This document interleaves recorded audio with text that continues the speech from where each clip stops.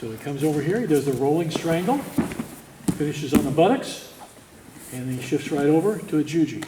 It's a little double trouble action. You know, if you can't strangle him, you can arm lock him. But the focus we're doing here is we're finishing in control.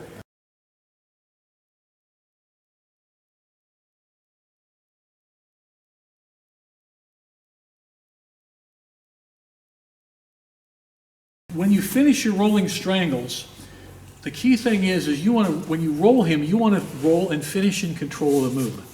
You want to be the guy in charge so you can add more pressure to the strangle. And also, if it just doesn't quite work right, you can quickly switch over to another technique. But you're in a seated position. You're not rolling over and bearing his weight. You don't want him to have all his weight on you. So let's take a look at the right way to do it, and I'll show you the wrong way to do it. Derek will show you here in a second. So what Derek's going to do, he's going to do a rolling kata hajime, single wing strangle. And as he rolls him over, he comes over. And now everybody come over here and finish. Look at how he finished. He rolled Jake over, and Derek is on his buttocks. Now, in this case, to show here, he doesn't have leg or arm or what. He's just showing you this. You can have that, but he's on his buttocks, and look, he can apply that strangle quite well there. But let's say something went awry and it just didn't work. He's a tough guy, got a big neck, whatever. Well, he can quickly shift over to a jujigatami. And there we go, okay? So let's do it in entirety. Do the roll, finish on the butt, finish the strangle, then finish the juji. So he comes over here, he does the rolling strangle, finishes on the buttocks, and then he shifts right over to a juji.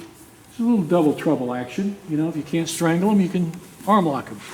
But the focus we're doing here is we're finishing in control. Now I'm going to have Derek do it the wrong way, where he lands on his side and Jake's weight is on Derek. Derek's taking hold of Jake's weight like that. Now you may be able to choke him from here, and that may work. I'm sure it's happened before. I'm sure it has, but it's not as strong as if he finished on his buttocks in an up position. Okay, so let's look at this. Okay, let's finish the roll. Go ahead. Now do it the right way one more time. So you want to finish on your buttocks, and that's how you land. It's how you land. It's like an airplane. You want to land safely. There you go. It's on the buttocks. Okay. So that's it. You have anything there? Yeah. So think of it like a shoulder roll. One of the things that Coach used to always tell me when I was first learning it was that it's kind of a kamikaze sort of move. You know, you really have to go for it. You don't want to try and take his back and put your hooks in. It's not really the point. If you want to choke him out halfway through, you have to have the centrifugal force of your body going over. So once you're coming through, it's 90 degrees, you step over, and then you just dip your shoulder. So as you're going over, you should be making a plus sign with him. He's one side, you're the other side. So as soon as this hooks over the shoulder, and then you roll up. And this should be very similar to your hip hook foot in a head roll jujigatami. You don't have to necessarily hook it, but it should be around the midsection because that's going to help you during that shoulder roll really push him over. Okay? And then as far as the hands go, as soon as you're rolling, you're pulling. Okay? So as soon as I'm coming over, this arm's up, I'm pulling, and somewhere about halfway through, you should get that tap. And I'll do it. He was using the back of his hand on the back of his head. Yeah. Like that. Like Okay? you're slicing something. Yeah. It's the one time you can actually do a judo chop. There's a judo chop. There we go. Okay, so as we're coming through, okay, so you should get that like before, before you land. Yeah, okay? you want to have him gagging on the way over. Now, start from like you mentioned. This is a good point, guys. Let's add to this. Start like get your hooks in where you were not able to roll in.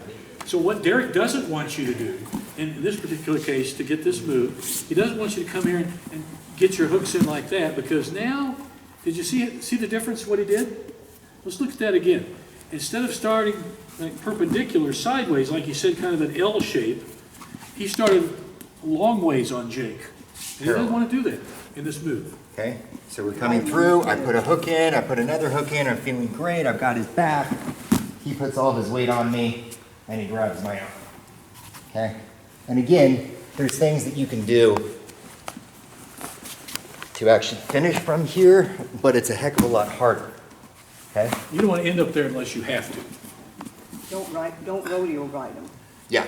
Don't rodeo ride, yeah. It's not necessarily a follow-up to a back take that failed.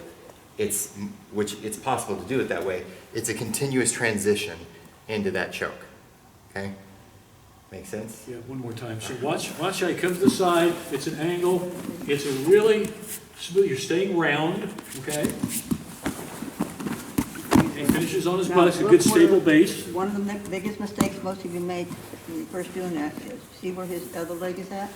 It's outside and behind his head. It's not underneath him. So many times, the beginners will end up with there, and then it's harder for them to finish the choke, and they get stuck there. It belongs behind the shoulder blades, not behind the kidneys. And You I wanna- even put mine on the ground and kind of push into their head to add more to the choke, like that. Right? So you can push into it more, you can loop through, you can cross over, okay?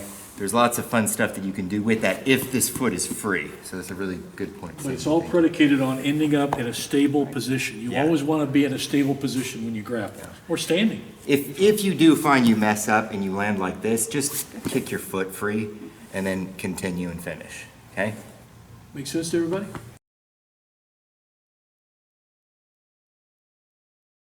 When you finish your rolling strangles, the key thing is you want to, when you roll him, you want to roll and finish in control of the movement. You want to be the guy in charge, so you can add more pressure to the strangle. And also, if it just doesn't quite work right, you can quickly switch over to another technique. Okay, so as we're coming through, okay, He's on his buttocks, and look, he can apply that strangle quite well there. But let's say something went awry and it just didn't work. He's a tough guy, got a big neck, whatever. Well, he can quickly shift over to a jiu-jitsu. And there we go.